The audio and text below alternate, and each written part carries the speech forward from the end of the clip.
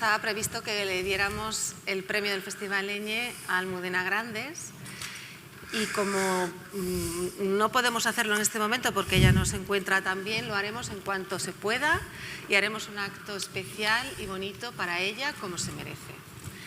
Entonces, bueno, queríamos que nos acompañara alguien con quien pudiéramos hablar también en profundidad de literatura y de la vida, como hubiéramos hecho con ella y que haremos en su momento. Y entonces llamamos a Luis Landero, con el que yo ya había hablado para que estuviera en Eñe y no coincidían las fechas. Y mira, al final el destino ha querido que estés aquí. Así que Luis, te agradezco muchísimo que así, a bote pronto, hayas aceptado venir y tener aquí esta conversación con nosotros pensando en Almudena. Claro, yo, bueno, encantado de estar aquí, muy buenas, ¿no?, a todos. Y ya digo, contento de estar aquí, ¿no?, con todos vosotros, mi editor que anda también por aquí, Juan Cerezo, encantado de estar con mi querida y admirada Monse, pero triste también, triste porque tenía que estar aquí Almudena, ¿no? Y bueno, yo sé que en nombre de todos, ¿no?, le mandamos un abrazo muy grande y le pedimos, casi le exigimos... Un aplauso, ¿te parece? Un aplauso y un abrazo muy grande.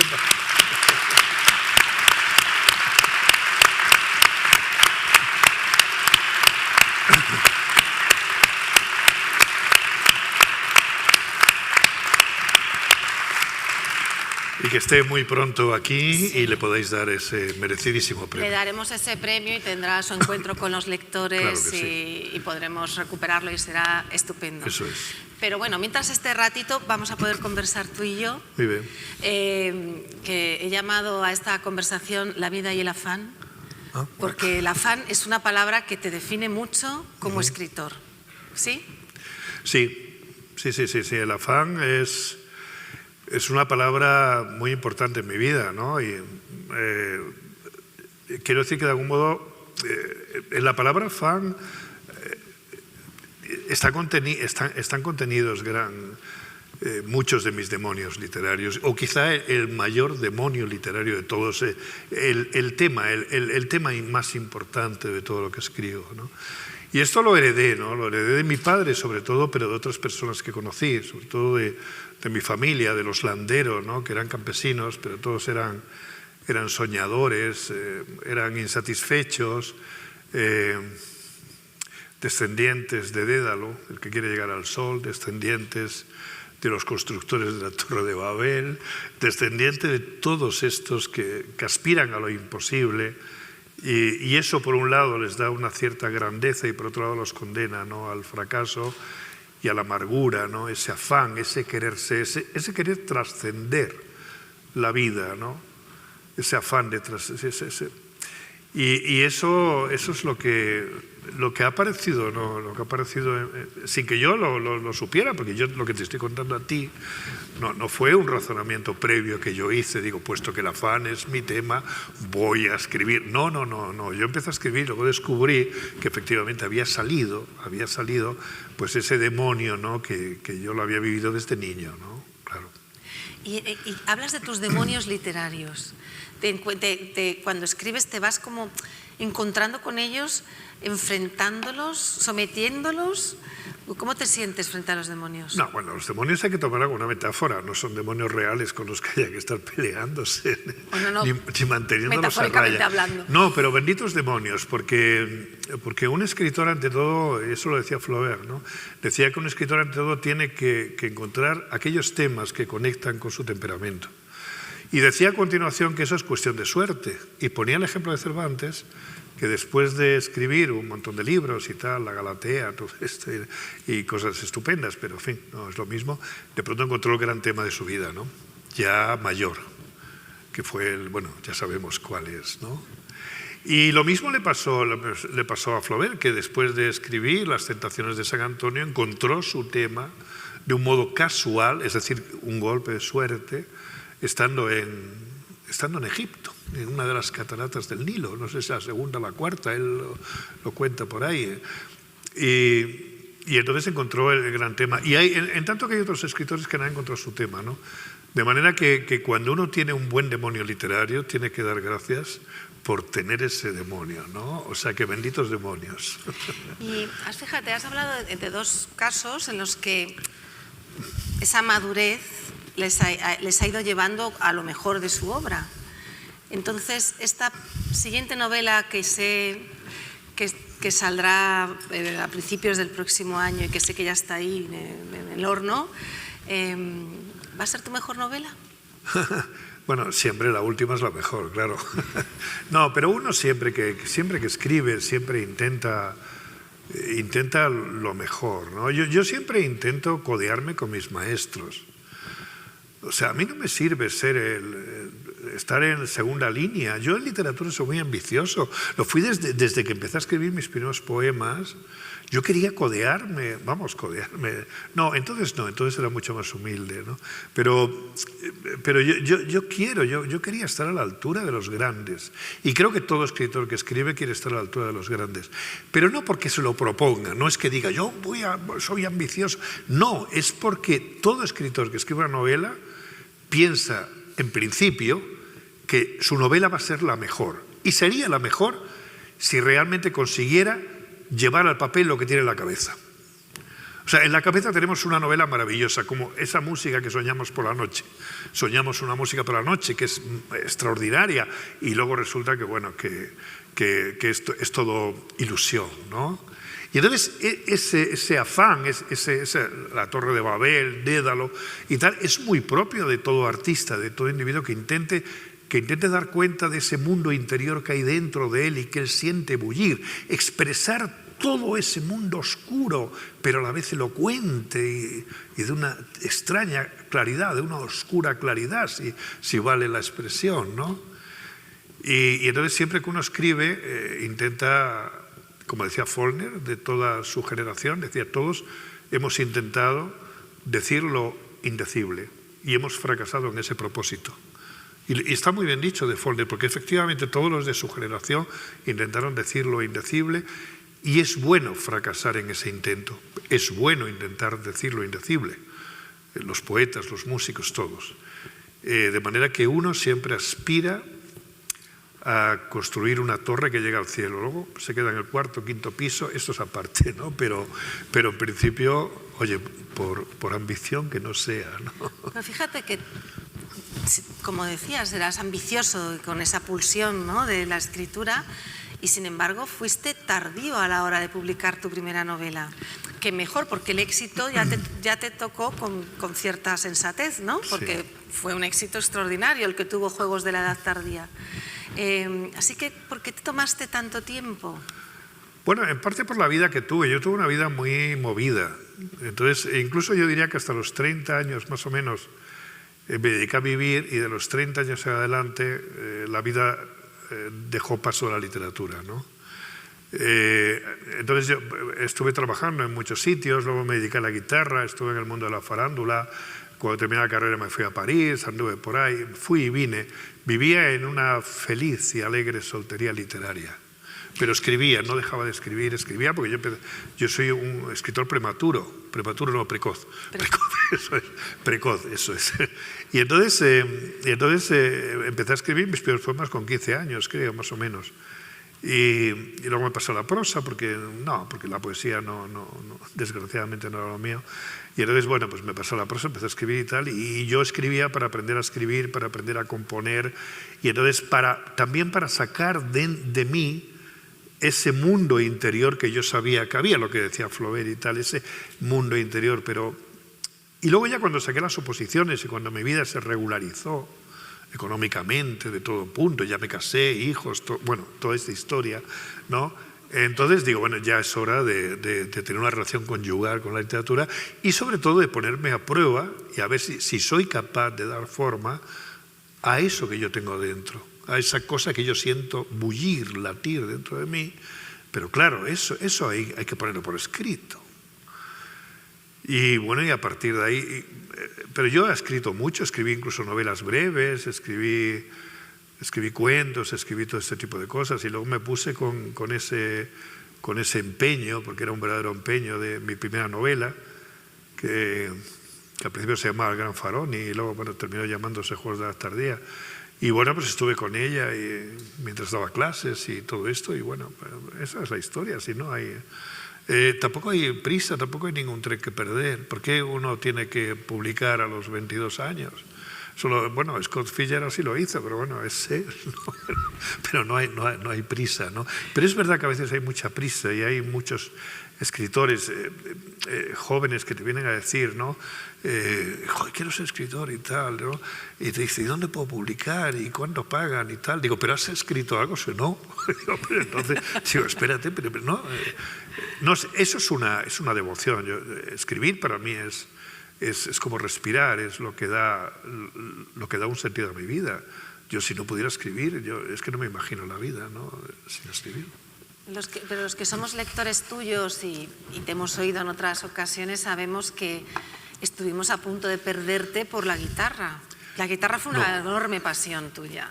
Sí, la guitarra fue muy importante en mi vida, y fue muy importante en mi vida en principio porque me sacó de un pozo laboral en el que yo estaba metido entonces, que era Clesa, la central lechera, donde yo estaba de auxiliar administrativo con 16 años. Y entonces llevaba una vida realmente perra, porque a las 6:30 mi madre me despertaba, tenía que ir a trabajar, entraba a las 8, después de un largo trayecto a Plaza Castilla para allá. Trabajaba ya hasta las 6 de la tarde, a las 6 de la tarde iba a una academia nocturna, donde hacía asignaturas sueltas de un bachillerato de ciencias, en que no sé cómo me vi metido y que no había manera de acabar con él, ¿no? Y llegaba a casa ya al filo de la medianoche. Y al día siguiente igual. Entonces ya de pronto mi vida se me mostró en el horizonte de un modo, digo, esto es lo que hay. Y luego conoceré a alguien, me casaré, tendré hijos y esta es la historia. Y esta es la historia de mi vida, ¿no? Y en eso vino un primo mío, mi primo Paco, que aparece en el balcón en invierno, y aparece, de vez en cuando hablo de él y tal, que venía, era 12 años mayor que yo y venía a ser torero a Madrid. Y llegó a tener, además tenía pinta de torero, un tipo y tal. Y venías, y llegó a tener un apoderado y esto. Y luego se novió con mi hermana, porque no solamente era primo hermano, sino luego fue cuñado. Pero entonces no, porque él de arte andaba sobrado, de valor menos. Total, que se dedicó a la guitarra porque él tocaba la guitarra. Y cuando se enteró que yo era oficinista, se echó las manos a la cabeza escandalizado. Pero primo, oficinista. Eso no es decente. Sobre toda tu vida metido ahí, echando barriga, echado, bueno, echando barriga, ahí toda la vida en una mesa con papeles y tal. Digo, pero eso no es vida, me decía, ¿dónde va a parar? Vamos a métete a guitarrista como yo y recorremos el mundo y vamos. Claro, y a mí aquello me fascinó, porque entre ser oficinista en Clesa y ser guitarrista y andar por el mundo, pues no hay color. No hay color. De manera que me dediqué a la guitarra con la complicidad de mi madre, que fue una santa, una mujer, en fin, que bueno, siempre se resignaba, porque me decía, si ya tienes la vida resuelta, me decía, la vida resuelta. Si ya en Clesa tienes la vida resuelta, ¿cómo vas a empezar ahora con la guitarra y tal? Pero bueno, es el afán. Mi primo Paco, como mi padre, era el afán de ser, de llegar, de viajar, de ser alguien en el mundo, Y entonces me dediqué a la guitarra, porque estuve desde los 16 años, mi padre murió cuando yo tenía 16 años, y tocábamos 14, 15 horas diarias, ¿no? Y en 2 años conseguí sacarme el carné, que me lo saqué en el barrio de la Artina, todavía lo tengo. Toqué una soleá, una farruca, unas alegrías, me dieron el carné con los sellos preceptivos de circo, no sé qué, arte, no sé qué, circo y variedades. Y entonces me dediqué a tocar la guitarra por ahí, y llegué a tocar bien. Pero claro, empezar a tocar la guitarra con 16 años no es serio. Y toqué bien hasta que un día escuché a un tipo tocar la guitarra, uno de Algeciras, que se llama Paco. Y dije, uy. No obstante, yo sabía que ese no era mi mundo. Era mi mundo porque de esa manera yo tenía una vida más libre. Yo iba a las academias de baile, Amor de Dios, una que había en Hermanos Miralles, la academia, y era mucho mejor. Yo hice cantidad de giras, iba, venía, estuve en muchos sitios, ¿no? Tocando la guitarra, viajé mucho, viví el mundo de la farándula. Pero yo me di cuenta que ese no era mi mundo. Mi mundo era el de la literatura, y yo seguía escribiendo y escribiendo.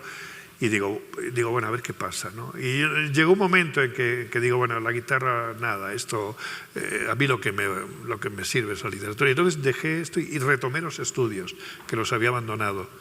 Y entonces, bueno, llegué tarde a la universidad, llegué tarde a todos sitios, juegos de la edad tardía, siempre he sido tardío, y bueno, y aquí estamos. Y luego has sido tantos años profesor en la Real Escuela de Arte Dramático, has sido profesor en Yale, es decir, tu parte docente, después de haberte formado, aunque sea más tarde, ocupó una parte importante también, ¿no?, de tu labor. Claro, es que me tenía que ganar la vida de alguna manera, pero vamos, yo por mí no hubiera sido profesor, yo por mí hubiera sido pequeño rentista. Como... No, hubieras podido, yo creo que hubieras podido vivir de la literatura tranquilamente. Sí, podía haber vivido, porque recuerdo que cuando publiqué Juegos, que veamos, mi primera novela que tuvo éxito y demás, me salieron un montón de ofertas y demás, porque todo eso, la cultura en general estaba muy de moda y se pagaba muy bien. ¿Ahora es peor? ¿Cómo? ¿Ahora es peor? Sí, ha ido a menos esto. No sé, ha ido a menos. Pero ha ido a menos en la medida en que, vamos a ver, mira, el canon, más o menos el canon de lo que es la novela actual, se formó entre los años 70 y muchos y los años 90 y bastantes.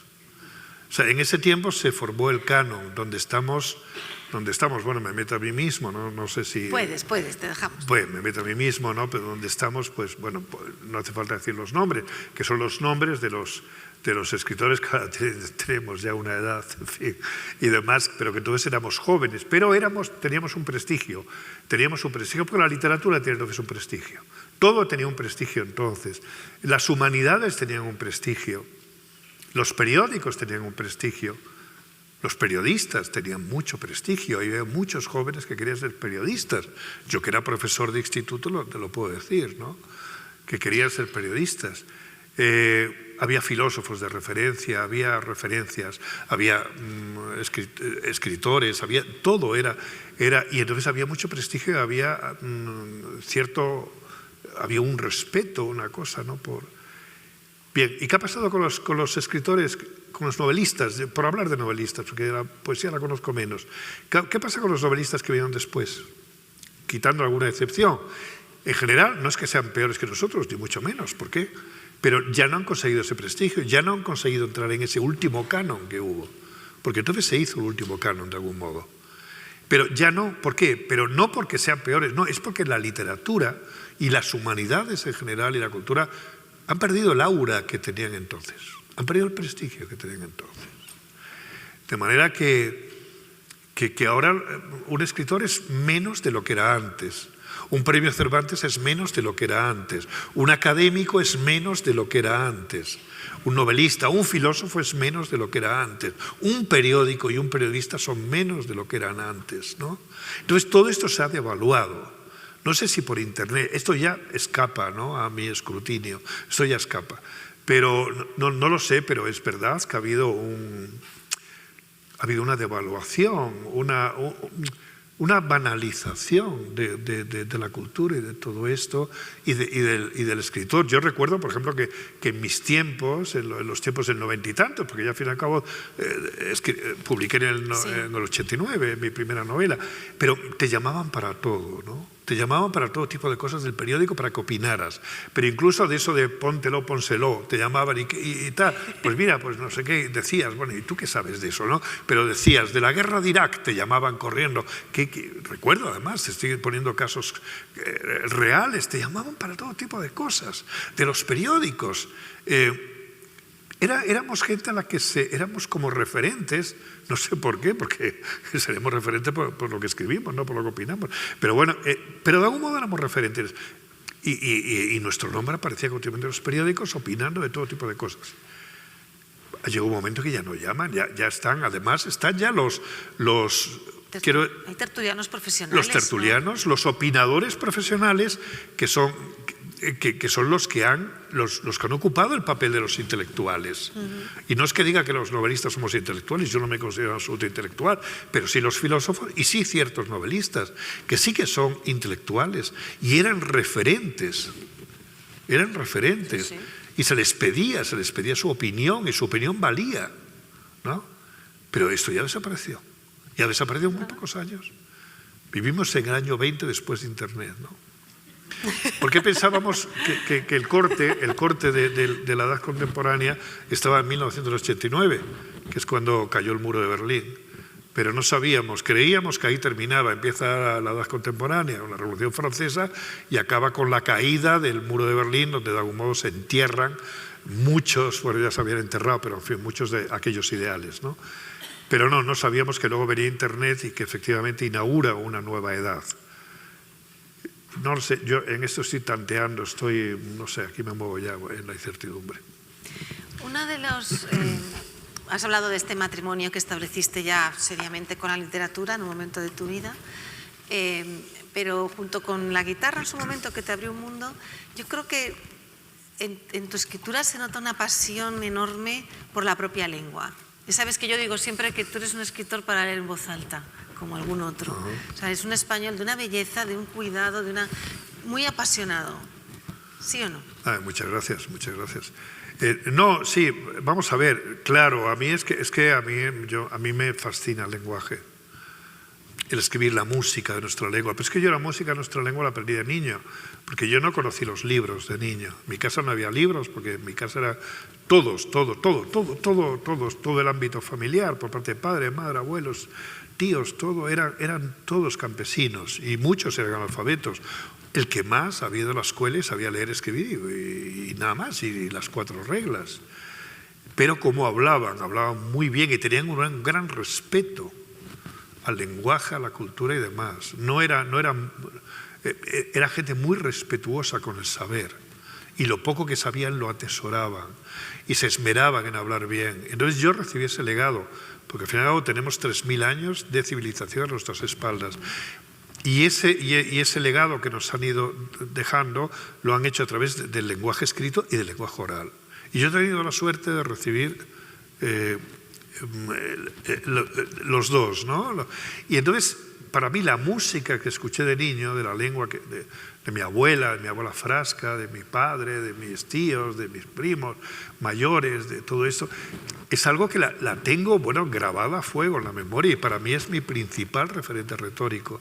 Cuando yo escribo, siempre digo, acuérdate de cómo hablaban, de ese lenguaje que escuchabas de niño. Porque en el lenguaje oral está el verdadero genio del idioma, el lenguaje oral.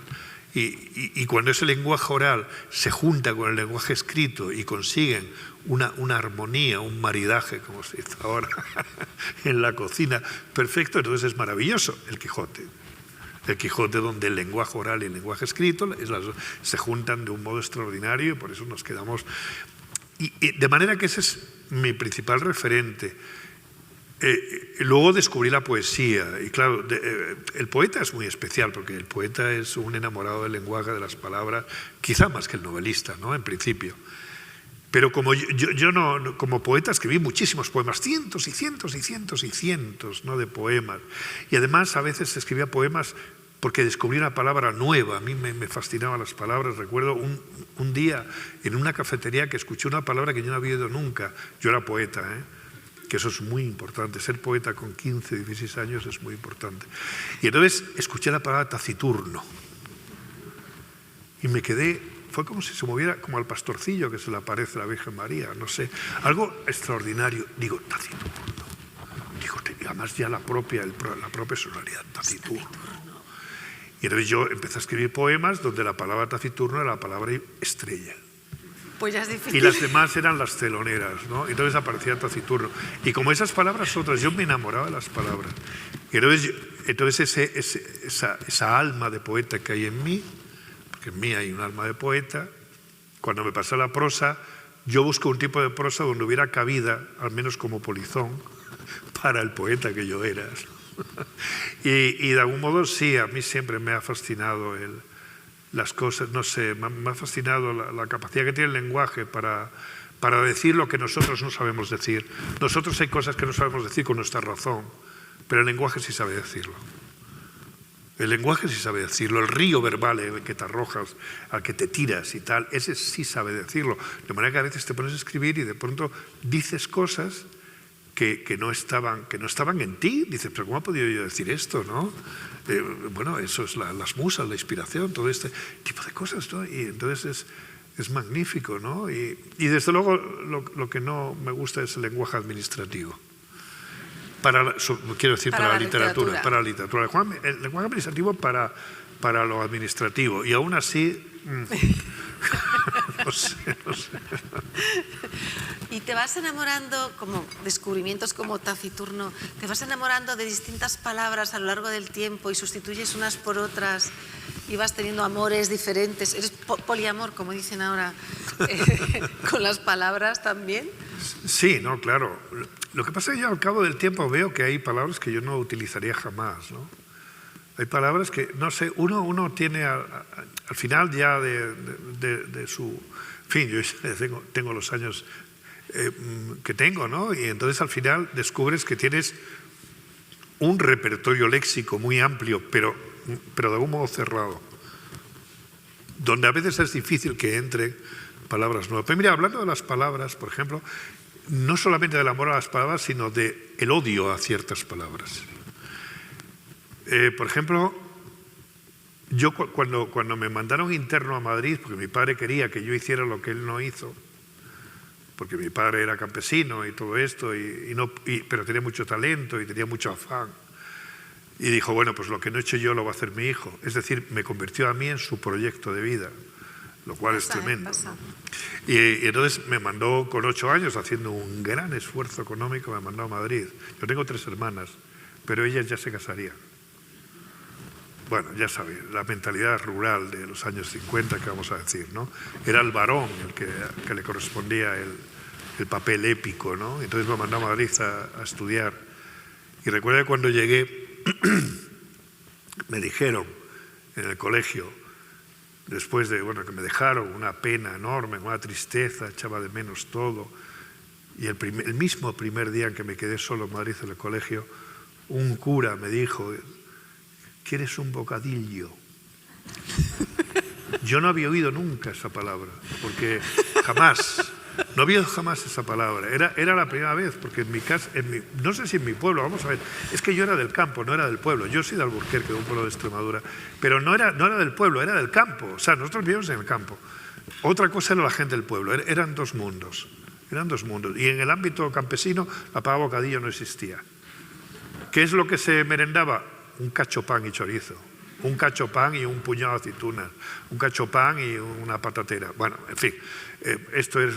Pero bocadillo no. Y entonces me entró una tristeza enorme. Entonces fue, al hablar de esa palabra con esa elle, bocadillo, fue cuando me di cuenta de la enorme tristeza de haber dejado atrás al pueblo, al gato, al perro, a mi abuela, todos, el campo, la era...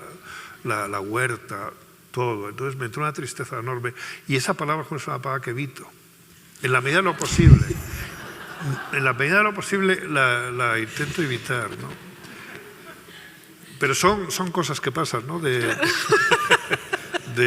Proyectando, ves bocadillo y ya te sienta mal. Sí, bocadillo, porque me recuerda, claro, es una palabra muy connotada, muy marcada. Y entonces, claro, cuando la recuerdo se me viene a la cabeza todo el pasado y es como los boleros, ¿no? Que no sé, que te llenan de tristeza y tal, y esa es una palabra así, ¿no? Y hay algunas otras, ¿no? de ese tipo. Yo recuerdo también, por ejemplo, una fascinación con una palabra que escuché en primero de filosofía en Comunes, cuando José Lasso de la Vega, profesor de griego, magnífico profesor, aunque muy seco, muy tal, pero estupendo, gran profesor, estando en clase hizo un tejadito así con las manos y dijo, las dos vertientes del problema. Y a mí se me hizo la luz. Y además con la figura del tejadito y las dos vertientes. Claro, es darte una, de pronto... Es explicarte el mundo. O sea, los problemas tienen dos vertientes, como las montañas. Era como una metáfora, una imagen que de pronto te iluminaba, y a mí me iluminó. Y entonces yo digo, hoy he aprendido mucho, he aprendido una barbaridad, la doble vertiente del problema, o sea, que los problemas tienen vertientes. Y entonces te abre un mundo hacia otras metáforas. Eso es aprender a veces, se aprende por ese tipo de de descubrimientos, que a veces son descubrimientos de imágenes, ¿no? Pero la relación de uno con las palabras es bueno, ¿qué podemos decir? Bueno, se nota que en tu caso es muy íntima y muy tuya, muy propia.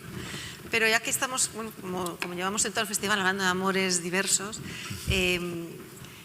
¿cuáles fueron tus pasiones literarias o cinematográficas o con el arte que te encontraste y que de alguna manera te descolocaron? Igual que Bocadillo, pero en bien, ¿no? Pero o sea, en bien, sí. en bien.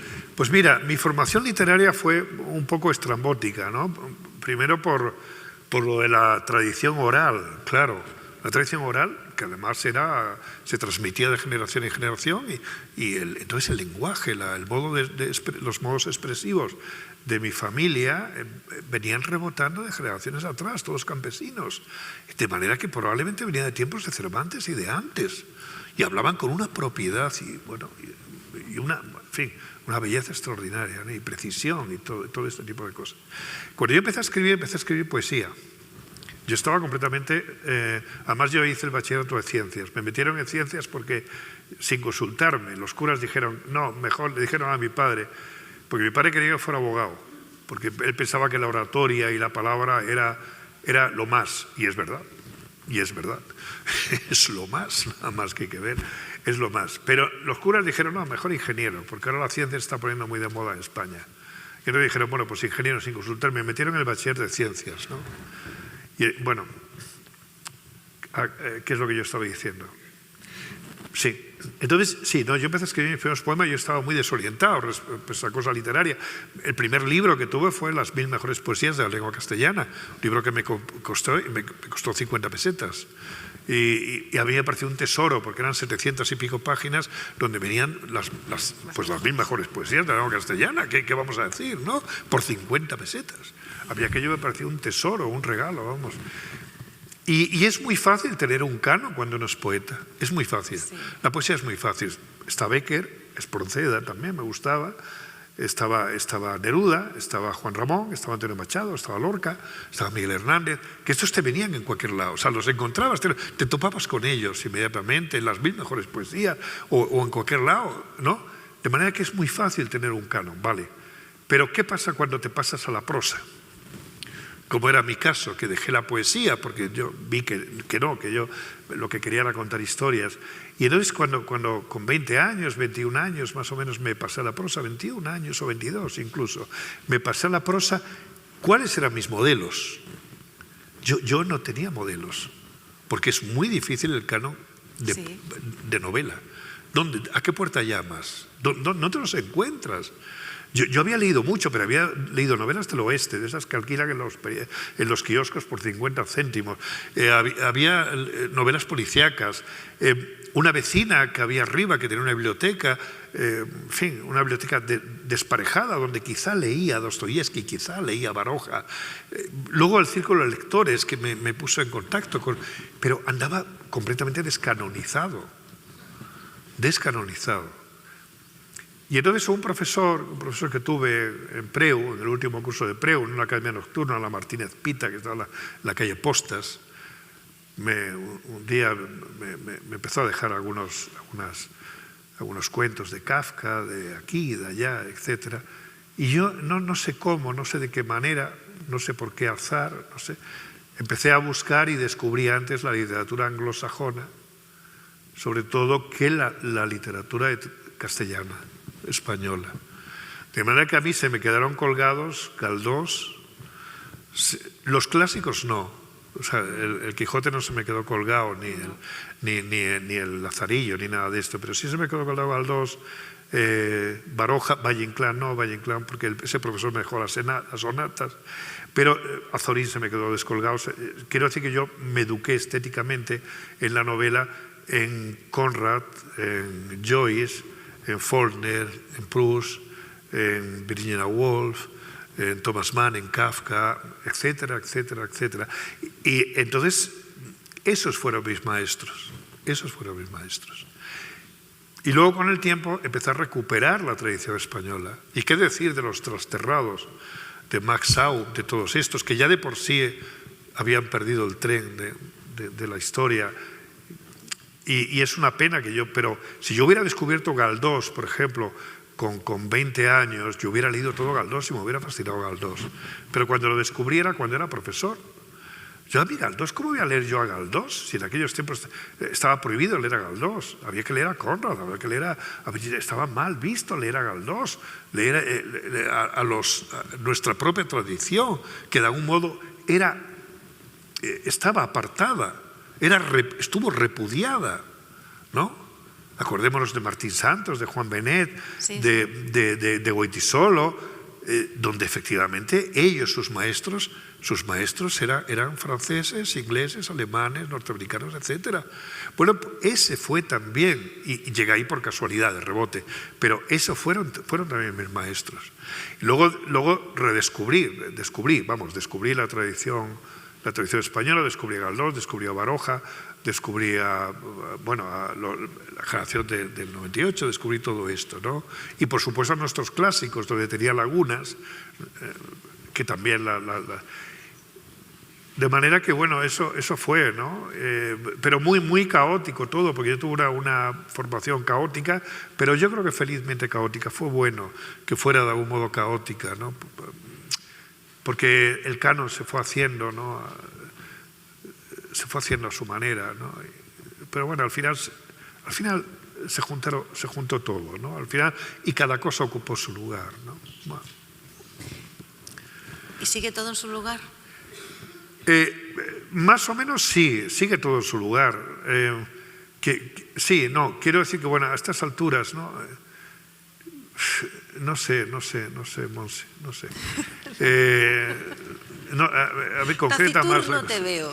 Taciturno te veo. No, taciturno me ves. Sí, taciturno, sí, cabeceante. Sí, no sé.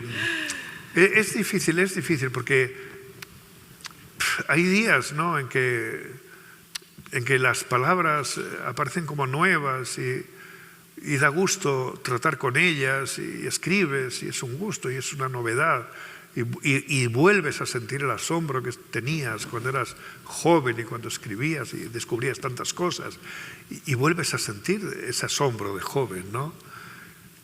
Y hay otros días que no, pero eso te ocurría de joven también, quiero decir que tampoco es nuevo. Es que no sé, ¿qué es lo que me quieres preguntar? Porque no sé muy bien qué es. No, tú ya tenías un canon ya como muy establecido y muy ordenado. No, pero bueno, ese canon se fue enriqueciendo luego, claro. Se fue enriqueciendo y unos quedaron atrás, otros quedaron delante. Por ejemplo, yo recuerdo el Cuarteto de Alejandría cuando lo descubrí, que lo descubrí pues, relativamente joven, a pesar de que llegué tarde a las cosas, pero lo descubrí y entonces a mí me fascinó, aquello me deslumbró. Sin embargo, ahora prefiero no leerlo. Prefiero no leerlo por si acaso. Igual que Espronceda, prefiero casi no leerlo. ¿Prefieres el recuerdo que te quedó? Sí, prefiero tener el recuerdo. Y tal. Y luego he ido descubriendo más cosas, claro, y sumando, naturalmente. Como no, la lectura es... ¿Qué vamos a decir de la lectura? ¿Qué sería hombre, por Dios? La lectura además te pone a tono. Yo tengo en mi mesa, ¿qué tendré? Unos 50, 60 libros más o menos, que son mis libros de cabecera. Hay algunos que son fijos, que esos no se mueven nunca, y hay otros, sin embargo, que los quito, los pongo, etcétera, ¿no? Los renuevo. Y entonces yo por las mañanas, me acuerdo que en este mismo sitio, estuve hace muchos años con Gonzalo Torrente Ballester, tal como estamos ahora, ¿no? Yo era muy joven, entonces acababa de publicar Juegos de la Edad Tardía, y César Antonio Molina nos reunió, él hacía de moderador. Claro, estaba en el círculo. Sí. Y entonces nos hacía preguntas y demás, y me acuerdo que dijo Gonzalo Torrente Ballester, dijo que él por las mañanas hacía precalentamiento, y hacía precalentamiento pues para, no sé, igual que los futbolistas o los deportistas, y entonces siempre tenía algún libro en el que leía para ponerse a tono, bueno, ya nos entendemos, ¿no? Sí. Para ponerse, ¿no? Y entonces que su libro preferido era el Ulises de Joyce. Decía que era un libro que efectivamente, y es verdad, es un libro que te pone. Te estimula para leer. Otra cosa es que luego no lo leas, porque yo, por ejemplo, el Ulises lo he releído, pero no lo he leído. O sea, ¿no? Y entonces, bien, esa idea es que se me acaba de venir y por eso la cuento, ¿no? eso es lo mismo que hago yo, no porque lo dijera aquí Gonzalo, no, es porque yo lo hago precalentamiento, ¿no? Y según como me levanto por las mañanas digo, vamos a ver, yo necesito, porque estoy todavía con las telarañas del sueño, de todo esto, ¿no? Digo, a ver, ¿qué necesito yo? Entonces, bueno, cojo algún libro y tal, y leo, pero muy poquito, a lo mejor son unas líneas, un párrafo, poco más, lo que son 5 o 10 minutos de lectura, no mucho, hasta que noto que... Aquí habría que utilizar una imagen que no se me ocurre. Noto que la cosa empieza, ese temblor, esa cosa, ese temor y temblor de la palabra, del verbo, de tal, esa cosa, ese hormiguillo que te entra, ¿no? Y entonces ya digo, bueno, ya es el momento, ¿no? El momento en que, no sé si es eso lo que voy a preguntar. Sí, si estuviéramos ahí en tu estudio y de esas hileras de libros, ¿cuál es el que estaría más gastado? Muchos. Por ejemplo, el Ulises, por ejemplo, si de más lejos. El releído. El releído, pero no leído. Conrad, por ejemplo, a mí, Kafka, Álvaro Cunqueiro, la literatura hispanoamericana. Recordemos lo que supuso la literatura hispanoamericana cuando la descubrimos en España, que nos quedamos asombrados de que nuestra lengua, que la habíamos llevado allí siglos antes, nos la devolvieran niquelada, nos la devolvieran con esa belleza y esa cosa, ¿no? Para mí supuso mucho, por ejemplo, leer yo unas líneas de Borges, de García Márquez, de Carpentier, de Onetti, de Felisberto Hernández, de tantos otros, de Guimarães Rosa, de Rulfo, serían muchos los nombres, por ejemplo, ¿no? Pero a veces también son unas líneas de Ferlosio, son unas líneas del Quijote, de la Celestina, no sé, a veces un poema de César Vallejo. De algún modo uno es un poco el boticario de su salud y de sus dolencias y sabe a qué medicina acudir por las mañanas, ¿no? Y decir, bueno, pues ahora me toca una dosis de este, me puede venir bien, ¿no? A veces es un autor un poco raro, pero en ese momento sabes que es... te va bien que es bueno, es benéfico, sí. De todas formas, yo siempre he dicho que eres un escritor muy cervantino. Yo te veo un escritor muy cervantino. Eso dice, pero yo no me acabo de entenderlo. No sé, sí, es verdad que se dice, pero ¿y por qué? Pues con esa tradición, quizá por esa fuerza que tiene en ti lo que has aprendido de una tradición oral, ¿no? Esa aparente sencillez que es tan humana y tan al mismo tiempo tan rica y tan sonora. Pero humanos son muchos escritores. Bueno, algunos no, ¿eh? Algunos no, es verdad, sí. Pero bueno, no, sí, bueno, cervantino sí, no, es verdad que se utiliza mucho, pero yo creo que se utiliza mucho como coletilla y a veces no sabe muy bien qué decir, ¿no? Dickens era muy cervantino, ¿no es verdad? Dickens no era cervantino. No. Sí era cervantino Dickens. ¿Tú crees? Sí. En la lengua, no sé. Pero además se puede ser cervantino sin haber leído a Cervantes. Porque Cervantes está en todos lados, es como el oxígeno que se respira, aunque no sepamos qué es. Los ingleses fueron los primeros. Fueron los primeros, ¿no? Efectivamente, en tomar como modelo y como guía el Quijote para construir la novela del 18 y luego del 19 y todo esto. Pero el Quijote ha influido en todo tipo de libros. Es como Platón y Aristóteles, como decía, ¿quién decía? Coleridge, me parece que decía que la gente o es platónica o es aristotélica. Pero que no han leído. Un conductor de tranvía puede ser aristotélico o platónico, pero ellos no han leído, no lo saben. No lo saben. Pero son o platónicos o aristotélicos. Pero esto no lo saben, ¿no? Claro, ve a decírselo, ya verás cómo. Pero bueno, es así, ¿no?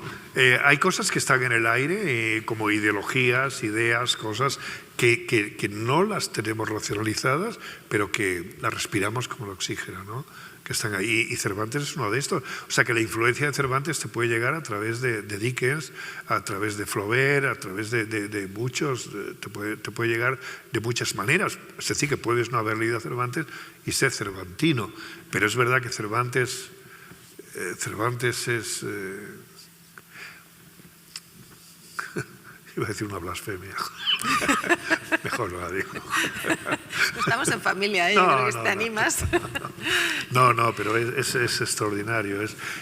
Hay tanta diferencia entre el Quijote y la segunda mejor novela, que no sé cuál es.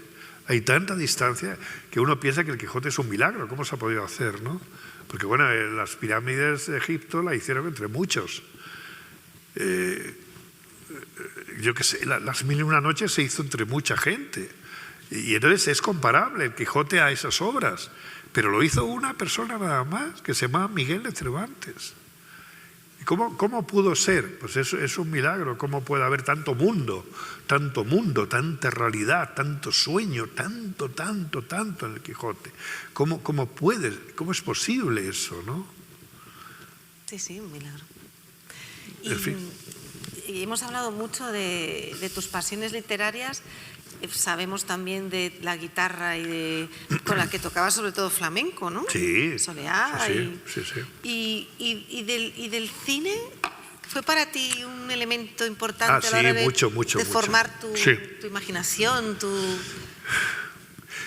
No lo sé, no sé si... Yo creo que el cine ha influido, de alguna manera influye en tu aprendizaje estético, cómo no.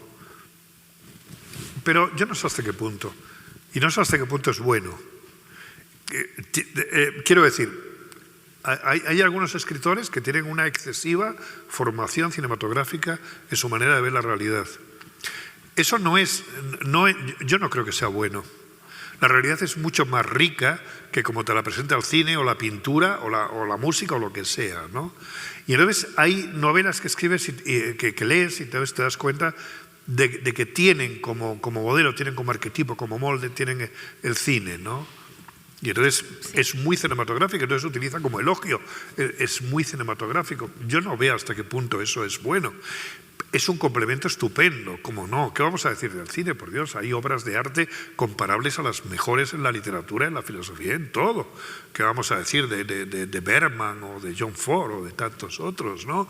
No acabaríamos nunca. Yo soy un cinéfilo, vamos, me encanta el cine, por Dios.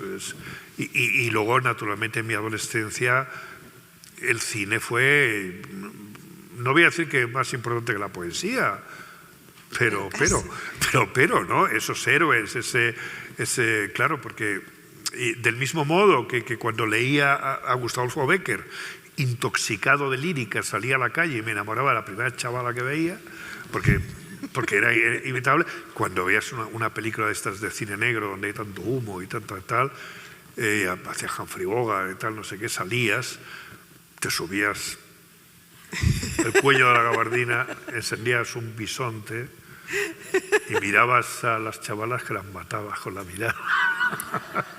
Bueno, ya me hubiera gustado. Pero eran nuestros modelos, igual que para Don Quijote, su modelo era Amadís de Gaula, ¿no? Eran nuestros héroes. Y muchos de nuestros héroes, porque todos necesitamos unos referentes, unos héroes, ¿no? En el sentido más digno del término, y el cine nos ha proporcionado muchos, ¿no? Y qué duda cabe, cuando yo escribo Juegos de la Tardía, mi personaje principal, Gregorio Lías, yo tengo como referente el cine a veces. ¿Cómo no? Es algo más que aportas, claro. Es todo. Si un escritor es como... Para un escritor la realidad es como un cerdo que todos aprovechan, ¿no? Todo. Entonces todo lo tienes que... Todo es bueno, todo vale. Uno se alimenta de todo tipo de cosas, todo le sirve, ¿no? Para su negocio. Bueno, Luis, hasta aquí llegamos, porque sí,